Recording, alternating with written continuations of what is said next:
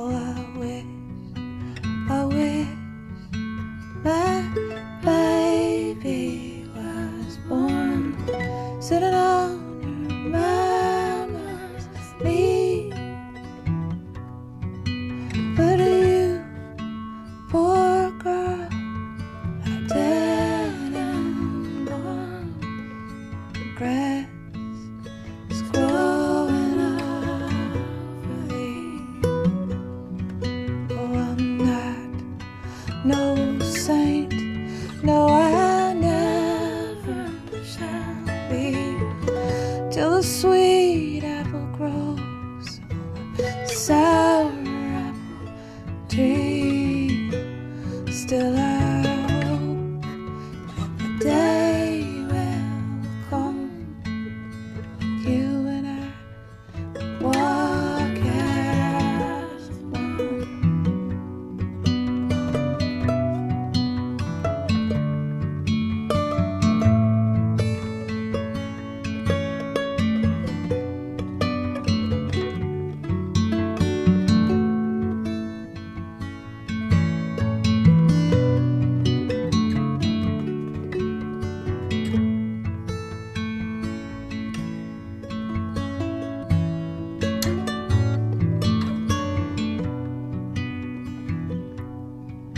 Oh, I wish my baby was born sitting on her papa's knee. But you, poor girl, are dead and gone. The grass is growing over thee. Oh, I'm not no saint, no, I never shall be, till the sweet apple grows on the sour apple tree. Still I hope that the day will come when you and I will walk as one.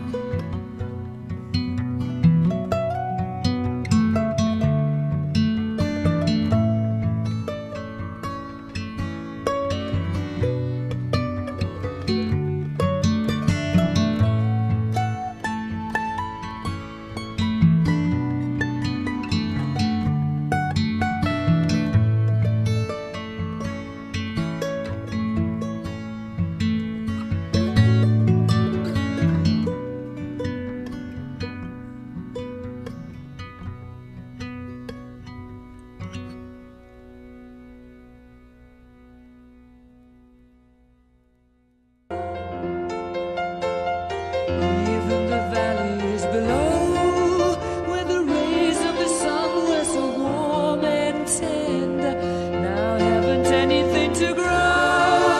Can't you see? Why did you have to leave me? Why did you deceive me and send me to the path of nevermore? When you say you didn't love me anymore.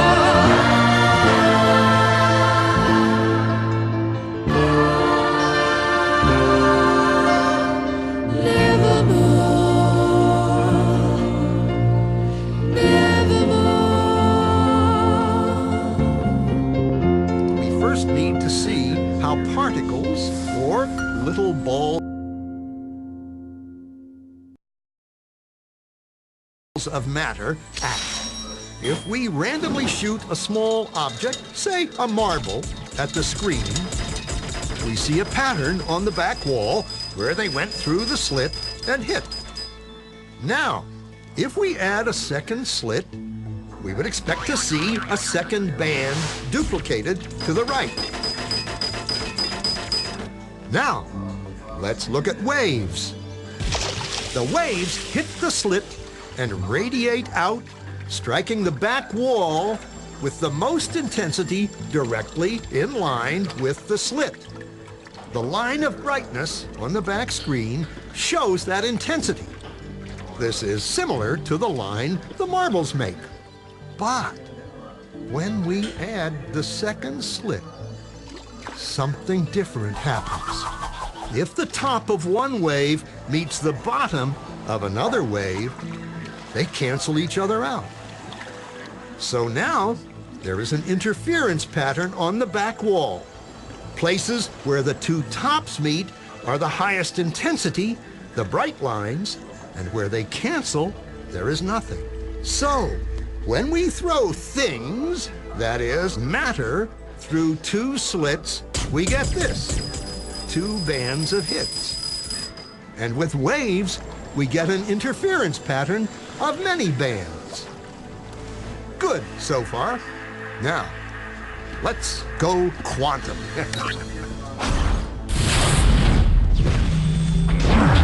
An electron is a tiny, tiny bit of matter, like a tiny marble. Let's fire a stream through one slit. It behaves just like the marble, a single band. So, if we shoot these tiny bits through two slits, we should get, like the marbles, two bands. What? An interference pattern. We fired electrons, tiny bits of matter through. But we get a pattern like waves, not like little marbles. How? How could pieces of matter create an interference pattern like a wave? It doesn't make sense. But physicists are clever. They thought, maybe those little balls are bouncing off each other and creating that pattern. So, they decide to shoot electrons through one at a time. There is no way they could interfere with each other. But after an hour of this, the same interference pattern is seen to emerge. The conclusion is inescapable.